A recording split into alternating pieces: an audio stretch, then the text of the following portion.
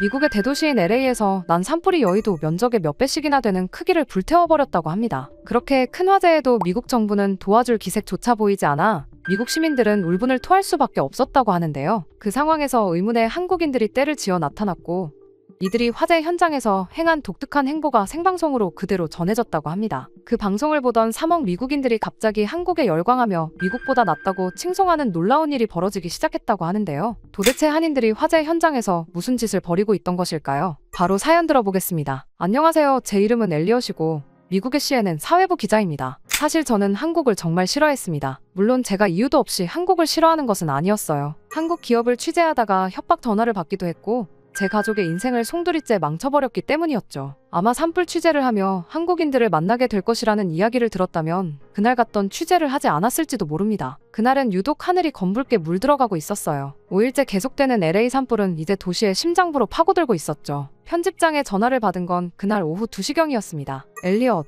지금 당장 현장으로 가요. 베벌리 힐스가 전부 불바다가 됐어요. 독자들은 진실을 원하고 있습니다. CNN의 수석 기자로서 저는 이런 위험한 현장 취재에 익숙했습니다. 하지만 이번은 달랐죠. 창밖으로 보이는 풍경은 금방이라도 세상이 망할 것만 같았어요. 그렇게 차에 올라 서부 고속도로를 달리는 동안 저 멀리 생가브리엘 산맥에서 치솟는 검은 연기 기둥이 보였습니다. 바람을 타고 날아온 새들이 차 유리창에 하얗게 내려앉았죠. 도로는 이미 대피하는 차량들로 꽉 막혀 있었어요. 제발 움직여요. 우리 집이 저기예요. 남편이 아직 안에 있다고요. 그때 벤츠 운전석에 중년 여성이 창밖으로 고개를 내밀며 절규했습니다. 그녀의 남편은 중요한 서류를 가지러 집으로 다시 들어갔다고 해요. 그리고 30분째 연락이 두절된 상태였죠. 아기가 숨을 못 쉬어요. 제발 비켜주세요. 천식이 있는 아이예요. 제발 살려주세요. 뒷좌석에서는 생후 8개월 된 아기가 얼굴이 파랗게 질린 채 숨을 헐떡이고 있었습니다. 어머니는 한 손으로 아기용 산소호흡기를 들고 다른 손으로는 핸들을 잡은 채 필사적으로 차를 몰았죠. 그 누구도 이 아기와 어머니를 도와주지 않았습니다. 그저 자기 혼자 살기 바빴죠. 이곳저곳에서 들려오는 절박한 외침이 공포를 더했습니다. 70대로 보이는 노인이 타고 있는 차 안에서는 간신히 산소호흡기를 붙잡은 채 기침을 하고 있었어요. 그는 요양원에서 긴급 대피한 환자 중 한 명이었습니다. 간호사도 보호자도 없이 홀로 대피하고 있었죠. 또한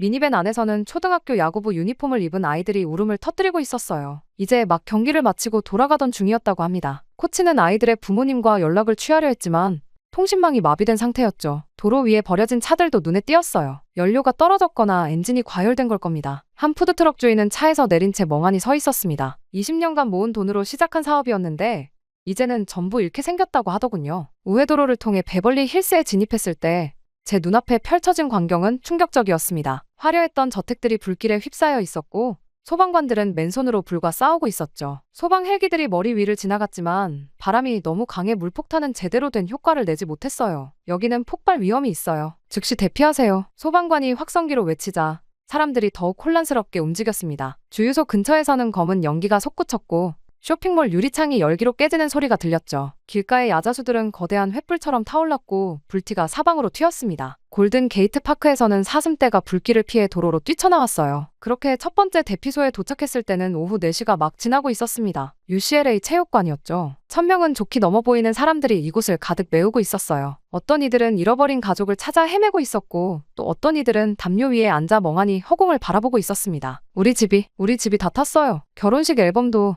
아이들 어릴 때 사진도 전부 다 메리 윌슨이라고 자신을 소개한 중년 여성이 흐느끼며 말했습니다. 그녀의 얼굴과 옷에는 검댕이가 묻어 있었죠. 30년간 살아온 집이 불과 20분 만에 잿더미로 변했다고 해요. 보험도 들어두었지만 추억은 돈으로 살 수 없다며 오열했습니다. 체육관 한쪽에서는 의료진들이 연기 흡입 환자들을 돌보고 있었어요. 산소 마스크를 쓴 채 놀란 눈으로 주위를 둘러보는 초등학생들이 보였습니다. 그들은 산불이 시작됐을 때 체육 수업 중이었다고 해요. 선생님들이 재빨리 대피시켰지만 아직도 부모님과 연락이 되지 않는 아이들이 많았죠. 또한 붕대를 감은 노인들도 눈에 띄었습니다. 제임스 브라운이라는 70대 할아버지는 애완견을 구하려다 팔에 화상을 입었어요. 개는 구했지만 그의 오른팔은 3도 화상을 입은 상태였습니다. 마치 전쟁터의 야전 병원 같은 광경이었죠. 그때였죠. 한인 자원봉사자들이 조직적으로 움직이는 모습이 눈에 들어온 건 그들은 마치 준비된 것처럼 체계적으로 구호 활동을 펼치고 있었습니다. 따뜻한 도시락을 나눠주고 생수를 전달하고 담요를 배포하고 있었죠. 정말 놀라웠습니다. 카메라를 들어 그들의 모습을 찍으려는데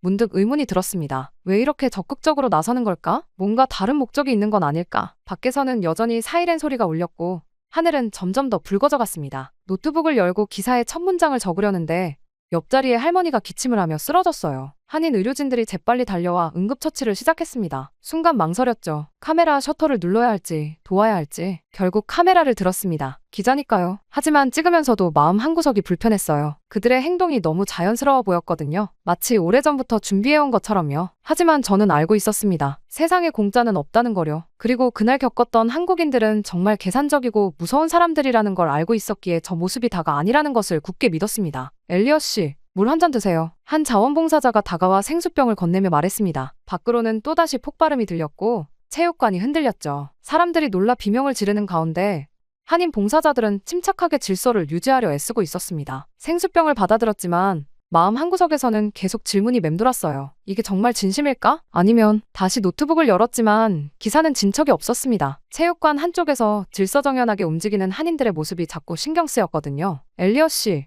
이건 중요한 제보예요. 제 이름은 절대 밝히지 말아주세요. 갑자기 그날의 기억이 선명하게 떠올랐습니다. 2021년 8월에 어느 비 오는 날이었죠. 한성테크의 내부 고발자는 떨리는 목소리로 말을 이어갔어요. 회사가 5년 동안 페이퍼 컴퍼니를 통해 자금을 빼돌렸어요. 금액이 어마어마합니다. 최소 5억 달러는 될 거예요. 이 사진들이 직접 개입했고 증거도 있어요. 처음에는 반신반의했습니다. 한성테크는 실리콘밸리에서 가장 주목받는 기업 중 하나였으니까요. 자율주행 기술로 테슬라와 어깨를 나란히 하던 회사였죠. CEO인 마이클 김은 아시안 일론 머스크라고 불리기도 했어요. 여기 회계 자료입니다. 싱가포르와 케이만 제도의 유령 회사들을 통해 자금이 어떻게 흘러갔는지 다 나와 있어요. 2주 동안 잠도 제대로 못 잤습니다. 자료를 하나하나 분석하고 관련자들을 만나고 증거를 수집했죠. 점점 더 큰 스캔들이 드러나기 시작했어요. 연구개발비를 허위로 부풀려 정부 보조금을 타낸 정황도 있었고 자율주행 시험 데이터를 조작한 흔적도 발견됐습니다. 첫 기사가 나간 것은 9월 초였어요. 실리콘밸리에 떠오르는 별, 한성테크의 어두운 이면이라는 제목이었죠. 주가는 순식간에 25% 폭락했고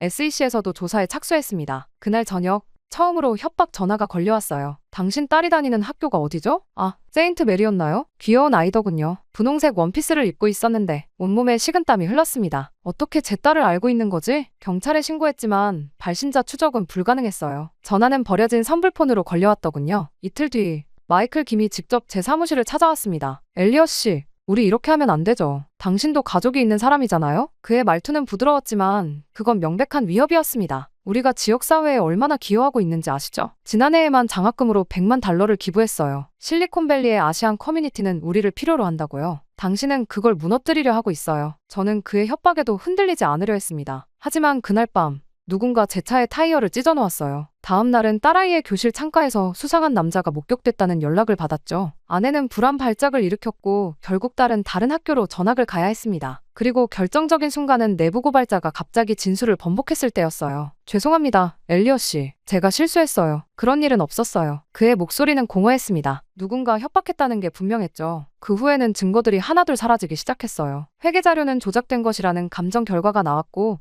인터뷰했던 사람들은 하나같이 연락이 끊겼습니다. 석 달간의 취재가 모래성처럼 무너져 내렸죠. 엘리엇, 이제 그만두세요. 우리 신문사까지 위험해질 수 있어요. 편집장의 만류로 결국 기사를 철회했습니다. 한성테크는 저를 명예훼손으로 고소했고 신문사는 공식 사과문을 냈어요. 제 평판은 바닥을 쳤죠. 자, 이제 모두가 납득할 만한 선에서 해결됐네요. 마이클 김은 승리자의 미소를 지으며 말했습니다. 그리고 덧붙였죠. 앞으로도 좋은 관계 유지해요. 저는 눈을 질끈 감으며 체육관으로 시선을 돌렸습니다. 한인 의사들이 환자들을 돌보는 모습이 보였어요. 그들의 친절한 미소가 3년 전 한성테크가 자선행사장에서 지었던 그 완벽한 미소와 겹쳐 보였습니다. 노트북 화면이 흐릿하게 보였어요. 창밖으로는 여전히 붉은 하늘이 보였고 소방차 사이렌 소리가 멀리서 들려왔습니다. 그리고 문득 깨달았죠. 제가 한인들을 볼 때마다 불편해지는 건 그때의 트라우마가 아직도 저를 놓아주지 않아서라는 걸. 취재하시나요? 어느새 다가온 한인 봉사자가 물었습니다. 순간 저는 잠시 망설였죠. 그의 친절한 미소 뒤에 무슨 의도가 있을지 모른다는 생각이 들었거든요. 편집장은 제가 너무 예민하게 군다고 하지만 경험상 이런 완벽한 친절에는 항상 대가가 따랐으니까요. 다시 노트북으로 시선을 돌렸습니다. 빈 화면에 커서만 깜빡이고 있었어요. 이번에야말로 진실을 밝혀내야 했습니다. 체육관의 분위기가 갑자기 분주해졌습니다. 밖에서 새로운 피난민들이 들어오고 있었거든요. 연기를 피해 뛰어온 듯 모두들 새카맣게 그을린 얼굴이었습니다. 빨리 산소 마스크 30개 더 가져오세요. 담요도 5장 추가요. 따뜻한 물 준비해주세요. 그 순간 한인 봉사자들이 눈빛만으로 서로를 이해하며 움직이기 시작했어요. 마치 응급실 의료진처럼 체계적이었죠. 누군가는 문 앞에서 환자들의 상태를 분류하고 또 다른 이들은 의사에게 데려가고 30분도 안 되어 새로운 피난민들이 모두 안정을 찾았습니다. 놀랍지 않나요? 옆에서 갑자기 들려온 목소리에 고개를 돌렸어요. 흰 가운을 입은 중년의 남자가 서 있었습니다. 윤재민입니다. LA 한인 의사협회 소속이에요. 그때 그가 명함을 건네며 말했죠. 저는 기계적으로 받아들었습니다. 우리 커뮤니티는 이런 재난 상황에 익숙해요. LA 폭동 때부터 시작된 거죠. 그의 말에 저는 피식 웃고 말았습니다. 그래, 피해자인 척하면서 또 너희들의 우수성을 내세우는구나. 하지만 윤재민의 다음 말이 제 생각을 흔들어 놓았어요. 우리가 배운 건 아무도 우리를 도와주지 않는다는 거였습니다. 그래서 스스로를 지키는 법을 배워야 했죠. 그의 말이 끝나기도 전이었습니다. 체육관 밖에서 고함 소리가 들렸죠. 약탈범이다. 저쪽에서 약탈범이 나타났어. 그때 체육관 밖에서 요란한 소리가 들렸어요. 주차장에 세워진 차들의 유리창이 깨지는 소리였습니다. 15명 정도의 남자들이 야구 방망이로 차량을 부수고 있었죠. 그들 중 몇몇은 얼굴을 마스크로 가린 채 차 안에 물건들을 꺼내고 있었고 또 다른 이들은 체육관으로 접근하고 있었습니다. 저기 봐, 구호물자야. 안에 의약품도 있을 거야. 그게 돈 될 거라고. 어이, 문이나 부숴. 약탈범들의 고함 소리에 체육관 안이 순식간에 얼어붙었어요. 피난민들이 공포에 질려 한쪽으로 몰렸고 아이들이 울음을 터뜨렸습니다. 노인 한 분이 놀라서 가슴을 부여잡았죠. 제1소대, 정문으로. 제2소대는 측면 경계. 그들이 안으로 들어오게 해선 안 됩니다. 어디선가 한국어 고함이 들렸고 10여 명의 한인 청년들이 재빨리 움직이기 시작했어요. 그들의 손에는 야구 방망이와 강목이 들려 있었죠. 모두 군대라도 다녀온 듯 체격이 다부진 젊은이들이었습니다. 저들은 LA 폭동 때 가게를 지켰던 상인들의 자녀들이에요. 윤재민이 설명했습니다. 매주 훈련도 하고 장비도 준비해뒀죠. 우리는 언제나 최악의 상황에 대비하니까요. 제 시선이 그들을 좇았습니다. 청년들은 군대라도 다녀온 듯 체계적으로 움직였어요. 약탈범들은 처음에는 한인 청년들을 보고 비웃었어요. 뭐야, 저 동양인들 장난하나? 비켜서지 않으면 다치는 수가 있을 텐데. 하지만 한인 청년들은 전혀 움츠러들지 않았습니다. 오히려 군사 훈련을 받은 것처럼 정확한 대형을 갖추고 위협적으로 전진했죠. 그들의 눈빛에는 단호함이 서려 있었어요. LA 폭동 때처럼 그들은 물러서지 않을 것 같았습니다. 한국인 청년들을 본 약탈범들은 잠시 망설이다가 욕설을 내뱉으며 물러났어요. 그들 중 하나가 떠나며 소리쳤죠. 이거 잊지 않을 거야. 두고 보자고. 하지만 한인 청년들은 미동도 하지 않았습니다. 그들은 약탈범들이 완전히 사라질 때까지 경계를 풀지 않았어요. 이게 다쇼는 아닐까요? 제가 의심스러운 눈초리로 물었습니다. 이렇게 완벽한 대응이 가능할까요? 윤재민은 쓴웃음을 지었어요. 엘리엇 씨,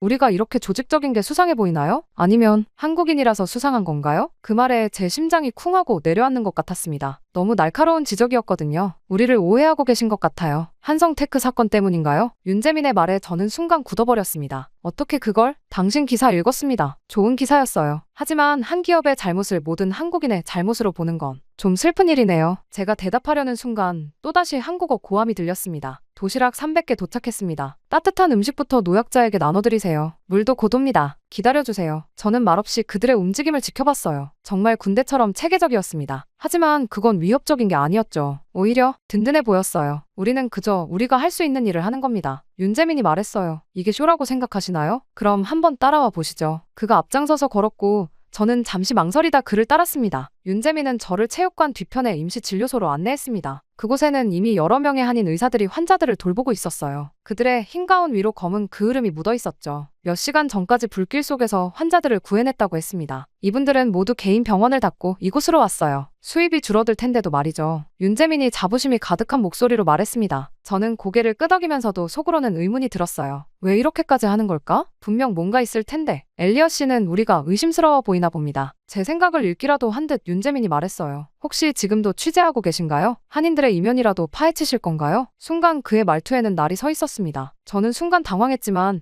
이내 마음을 다잡았죠. 기자는 항상 의심해야 합니다. 그게 제 일이에요. 모든 한국인을 의심하는 것도 당신 일인가요? 윤재민의 반격에 제 얼굴이 달아올랐어요. 그건 다른 문제죠. 다르지 않습니다. 당신은 한성테크 사건 이후로 우리 모두를 잠재적 범죄자처럼 보고 계시잖아요. 제 심장이 쿵하고 내려앉았습니다. 어떻게 이 사람이 그 사건을 알고 있는 거죠? 당신의 기사들 전부 읽어봤어요. 한성테크 이전과 이후가 완전히 달라요. 이전에는 객관적이었죠. 하지만 이후로는 한국 기업이나 한인 사회를 다룰 때마다 항상 부정적인 시각이었어요. 그건 제가 진실을 본 거니까요. 제 목소리가 떨렸습니다. 정말 진실을 보신 건가요? 아니면 당신이 보고 싶은 것만 보신 건가요? 윤재민이 한 환자의 혈압을 재며 말했어요. 그들이 저와 제 가족을 위협했어요. 그게 진실이에요. 제 목소리가 생각보다 크게 나왔나 봅니다. 몇몇 환자들이 이쪽을 돌아봤어요. 그래서 이제 모든 한국인이 위험하다고 생각하시는 거군요. 지금 이 환자들을 돌보는 의사들도요? 밖에서 약탈범과 맞선 청년들도요? 도시락을 나르는 자원봉사자들도요? 말문이 막혔습니다. 윤재민은 말을 이어갔어요. 우리 아버지는 LA 폭동 때 가게를 지키다 총에 맞으셨어요. 경찰은 오지 않았고 소방차도 오지 않았죠. 그때 우리는 깨달았습니다. 서로를 지키지 않으면 아무도 우리를 지켜주지 않는다는 걸요. 그가 잠시 숨을 고르더니 계속했습니다. 그래서 우리는 더 단단해졌어요. 더 조직적이 됐고 더 체계적이 됐죠. 당신이 보기에 그게 수상해 보일 수 있겠네요. 하지만 이건 우리의 생존 방식이에요. 창밖으로 붉은 하늘이 보였습니다. 여전히 산불은 계속되고 있었죠. 당신이 한성테크에서 힘든 일을 겪으셨다는 건 이해합니다. 하지만 윤재민이 제 눈을 똑바로 보며 말했어요. 한 기업의 잘못이 우리 모두의 잘못은 아니에요. 그리고 어쩌면 그 사건에서도 당신이 모르는 진실이 있을지도 모르죠. 무슨 뜻이죠? 제가 날카롭게 물었습니다. 그때 갑자기 밖에서 폭발음이 들렸어요. 모두가 창가로 달려갔죠. 멀리 주유소로 보이는 건물에서 불길이 치솟고 있었습니다. 윤재민은 재빨리 응급키트를 챙겼어요. 이야기는 여기까지입니다. 지금은 해야 할 일이 있네요. 그가 밖으로 뛰어나가는 모습을 보며 저는 생각했습니다. 당신이 모르는 진실이 있을지도 모르죠. 그 말이 자꾸 제 머릿속을 맴돌았어요. 그렇게 체육관으로 돌아오는 길에 윤재민의 말이 자꾸 맴돌았습니다. 당신이 모르는 진실이 있을지도 모르죠. 그가 뭔가를 알고 있다는 걸 직감적으로 느꼈어요. 폭발 현장에는 이미 소방관들이 도착해 있었죠. 주유소는 완전히 파괴됐지만 다행히 큰 인명피해는 없었다고 합니다. 한인 의료진들이 긴급 구호소를 차려놓고 경상자들을 치료하고 있었어요. 엘리엇 씨, 뒤에서 들려온 윤재민의 목소리에 돌아섰습니다. 잠깐 이야기 좀 할 수 있을까요? 그가 저를 구호소 뒤편으로 데려갔어요. 그의 손에는 검은색 서류 가방이 들려 있었죠. 이걸 보여드리려고 했어요. 가방에서 꺼낸 서류 뭉치를 보자마자 제 심장이 멎는 것 같았습니다. 그건 3년 전 제가 찾던 바로 그 증거들이었어요. 이게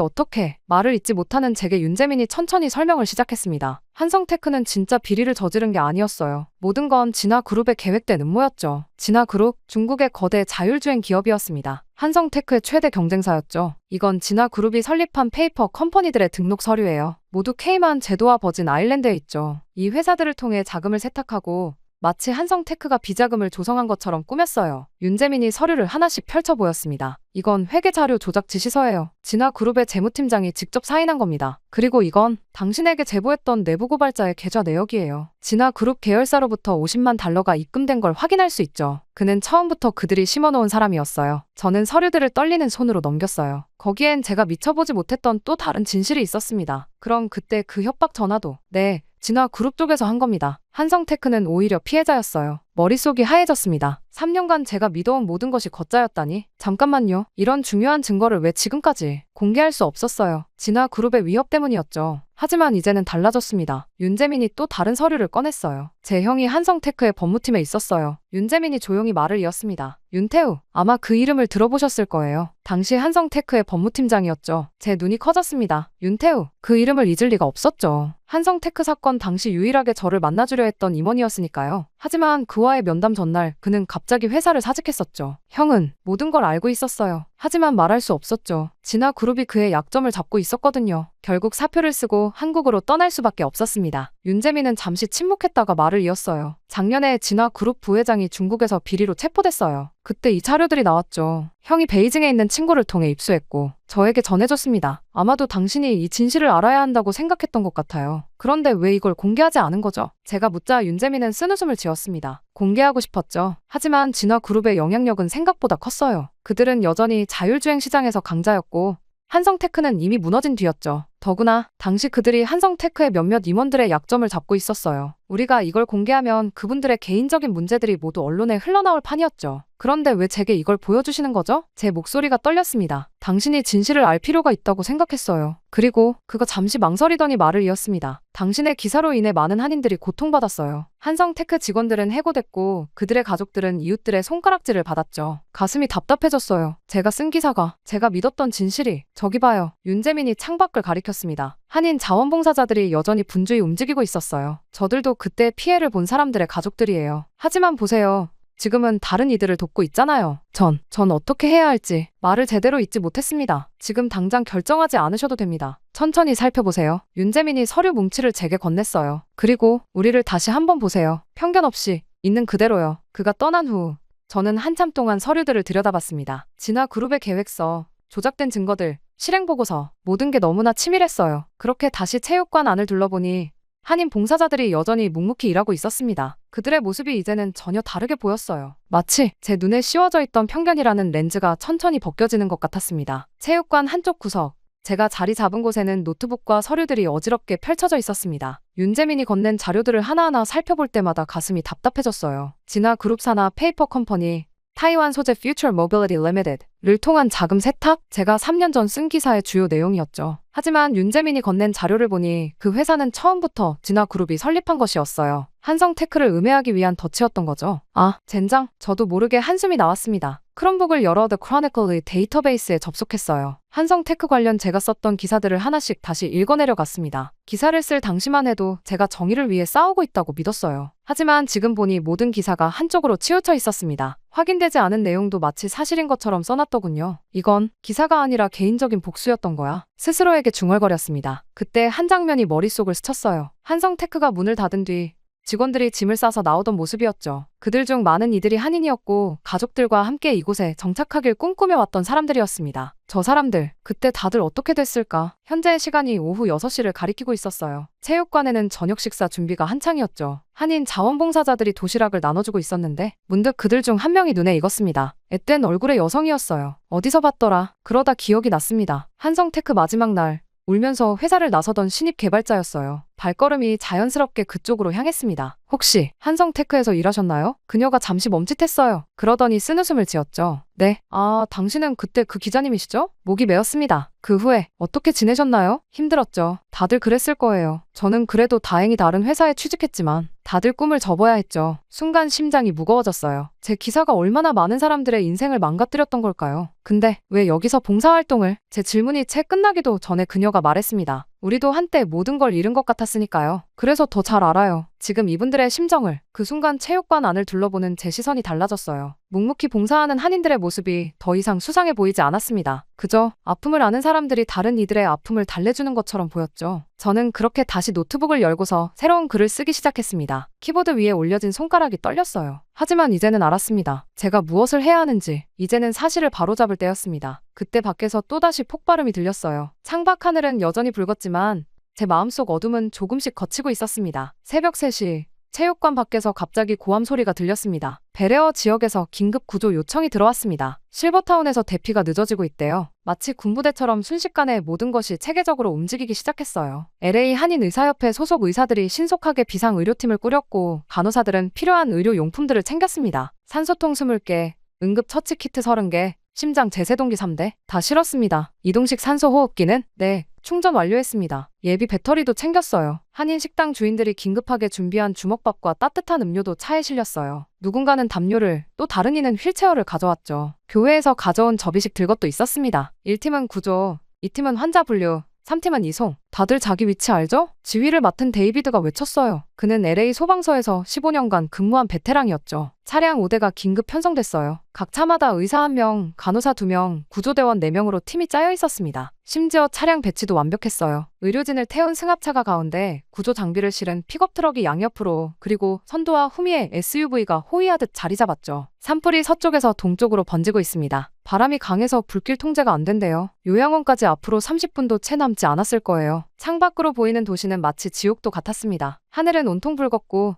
제가 눈처럼 내렸어요. 군데군데서 불기둥이 솟아올랐고 폭발음이 끊이지 않았죠. 여기서 우회전하세요. 메인 도로는 이미 불길이 넘어왔어요. 데이비드의 지시에 따라 차들이 좁은 골목으로 들어섰습니다. 실버타운에 도착하자마자 한인 봉사자들은 마치 사전 훈련이라도 받은 듯 완벽하게 움직였습니다. 2층 동쪽 산소 호흡기 사용 환자 6명, 3층 와상 환자 4명, 휠체어 필요 환자 8명. 직원들에게서 상황 보고를 받은 데이비드가 재빨리 지시를 내렸어요. A팀은 산소 호흡기 환자 우선 이송, B팀은 와상 환자, C팀은 건물 구조 확인하며 진입 경로 확보. 봉사자들은 2인 1조로 재빨리 움직였습니다. 한 명은 환자를 살피고 다른 한 명은 이동 경로를 확인하는 시기였죠. 이들 중 상당수가 LA 폭동 때 민방위 훈련을 받은 사람들의 자녀들이었다고 해요. 건물 안에서는 또 다른 시스템이 가동되고 있었습니다. 의료진들이 환자의 상태에 따라 색깔 스티커를 붙여 분류했고, 이송팀은 그 색깔 순서대로 환자들을 옮겼어요. 빨간색은 즉시 이송, 노란색은 대기, 초록색은 보행 가능을 의미했죠. 할머니, 제가 업어드릴게요. 괜찮으시죠? 네, 산소통을. 걱정 마세요. 산소포화도 체크하면서 갈게요. 지금은 94%네요. 안정적이세요. 한인 의료진과 구조대원들은 전문 용어를 섞어가며 환자 상태를 체크했어요. 그들의 손놀림은 마치 실제 응급실을 보는 것 같았습니다. 밖에서는 또 다른 지원팀이 대기하고 있었어요. 코리아타운 식당 주인들이 긴급하게 준비한 주먹밥과 따뜻한 죽을 나눠주고 있었고, 교회 봉사자들은 담요를 들고 환자들을 맞이했습니다. 체온이 떨어지지 않게 해야 해요. 담요 2겹으로 감아드리세요. 혈당 체크해보세요. 저혈당 위험 있어요. 산소포화도 90% 이하인 분들은 여기로 모시고 오세요. LA 한인 간호사협회에서 나온 봉사자들은 임시 트리아지 구역을 설치해 환자들의 상태를 재점검했어요. 약사회에서 나온 분들은 환자별 복용 약물을 체크하고 기록했죠. 그리고 그 모든 정보는 태블릿 PC로 실시간 공유되고 있었습니다. 한인 IT 업체에서 개발한 응급 의료 기록 시스템이었어요. 덕분에 환자 한 명 한 명의 상태가 실시간으로 업데이트되고 있었죠. 저는 그 사실에 놀랄 수밖에 없었습니다. 날고 긴다는 미국의 병원들보다도 환자들에게 좋은 방향으로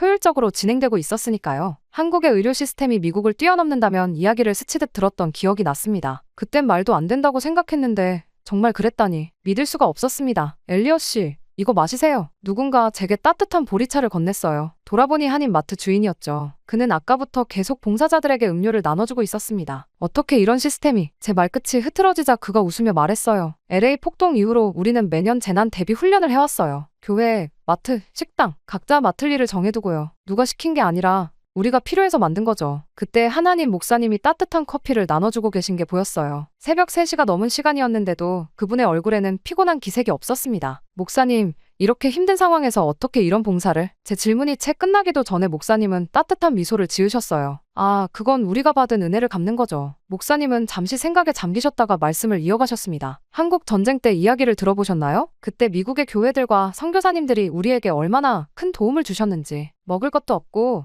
입을 것도 없던 그 시절에 그분들이 보내주신 밀가루와 옷가지들이 우리의 생명줄이었어요. 목사님의 눈시울이 붉어졌습니다. 지금도 우리 교회 어르신들은 그때 받으셨던 구호물자를 잊지 못하세요. 양동이에 담긴 분유, 교회 마당에 쌓였던 밀가루 포대, 그리고 무엇보다 그분들의 따뜻한 마음을요. 그래서 우리는 알아요. 이런 도움이 얼마나 소중한지. 그때 받은 사랑을 이제는 우리가 나눌 차례라고 생각합니다. 하나님께서 우리에게 베푸신 은혜를 우리도 다른 이들에게 베풀어야 하지 않겠어요? 그때였어요. 건물 일부가 무너지는 소리가 들렸습니다. 시간이 없어요. 이제 철수해야 해요. 데이비드가 외쳤어요. 하지만 아직 몇 명의 노인들이 남아있었죠. 한인 봉사자들은 물러서지 않았습니다. 오히려 더 안으로 들어갔어요. 엘리엇 씨, 이분 좀 부축해주세요. 윤재민의 외침에 저는 반사적으로 움직였습니다. 95세의 알츠하이머 환자라고 했죠. 그분을 부축하면서 문득 깨달았어요. 제가 지금 그들과 함께 불길 속으로 뛰어들고 있다는 걸. 그렇게 마지막 환자가 구조될 때까지 15분이 더 걸렸습니다. 건물을 나서는 순간 뒤에서 굉음이 들렸어요. 돌아보니 건물 일부가 무너져 내리고 있었죠. 주차장에 모였을 때 윤재민이 인원을 점검했어요. 환자 48명,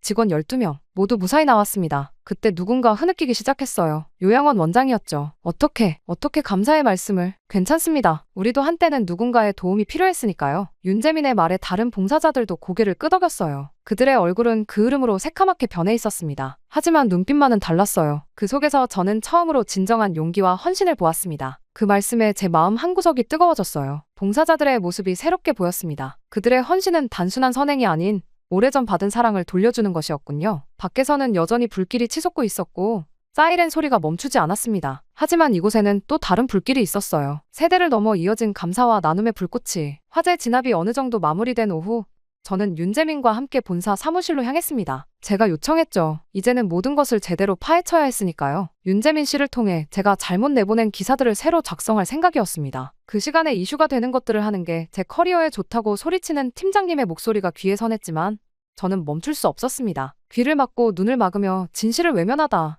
이 지경까지 오게 된 것이었으니까요. 이건 진화그룹의 내부 회의록입니다. 재민 씨가 노트북을 열어 보여줬어요. 그들은 처음부터 한성테크를 노리고 있었던 거군요. 제 목소리가 떨렸습니다. 재민 씨가 다음 자료를 보여줬어요. 진화그룹이 설립한 페이퍼 컴퍼니들의 계좌 내역이었죠. K만 제도에서 시작된 자금이 여러 단계를 거쳐 최종적으로 그 내부 고발자의 계좌로 들어간 흔적이 고스란히 남아 있었습니다. 그런데 왜 하필 저였을까요? 제가 물었어요. 당신의 기사를 봤나 봅니다. 한국 기업들의 비리를 다룬 이전 기사들. 당신이라면 한성테크의 의혹을 자연스럽게 제기할 수 있다고 생각했겠죠. 순간 가슴이 무너져 내렸습니다. 제 편견이, 제 선입견이 그들의 음모의 완벽한 도구가 되어준 거였어요.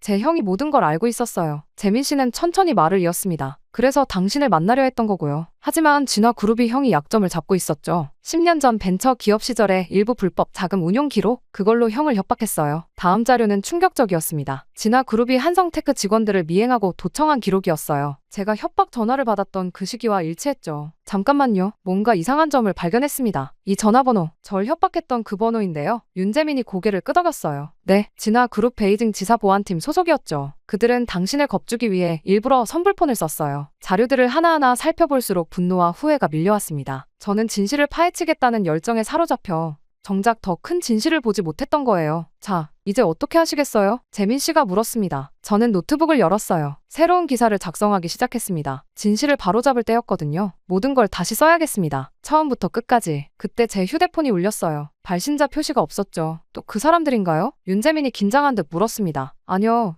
이제는 더 이상 도망치지 않을 겁니다. 전화를 받았어요. 엘리엇 씨. 낯익은 목소리였습니다. 윤태우, 윤재민의 형이었어요. 한국에서 전화드립니다. 제가 모든 걸 증언하고 싶습니다. 그의 목소리는 떨렸지만 단단했어요. 저는 알았죠. 이제 진짜 시작이라는 걸. 3년 전의 진실을 세상에 알릴 시간입니다. 제가 말했어요. 창밖으로는 LA의 하늘이 보였습니다. 여전히 붉었지만 어딘가 다른 것 같았어요. 마치 진실의 여명이 밝아오는 것처럼 기사의 일면이 인쇄되는 소리가 들렸습니다. 아침 공기를 가르는 윙윙거리는 소리였어요. 제가 쓴 2개의 기사가 나란히 실렸습니다. 특종, 한성테크 사건의 진실, 중국 진화그룹의 5천만 달러 음모, LA 산불 속 빛난 영웅들 한인 커뮤니티의 24시간. 시간이 흘렀고 제 기사는 조회수가 폭등하기 시작했습니다. 엘리엇, 당신 기사가 폭발적인 반응을 일으키고 있어. 편집장이 태블릿을 보여줬어요. 온라인 조회수가 폭주하고 있었고 다른 언론사들의 인용 요청이 쏟아지고 있었죠. BBC와 CNBC에서 전화가 왔어요. 한성테크 사건을 다루고 싶다는군요. 편집장의 목소리에는 자부심이 묻어났습니다. 제 기사에 실린 윤태호의 증언은 폭탄과도 같았어요. 그가 제출한 녹음 파일과 문서들은 진화그룹의 음모를 낱낱이 드러냈죠. SEC도 즉시 수사에 착수했고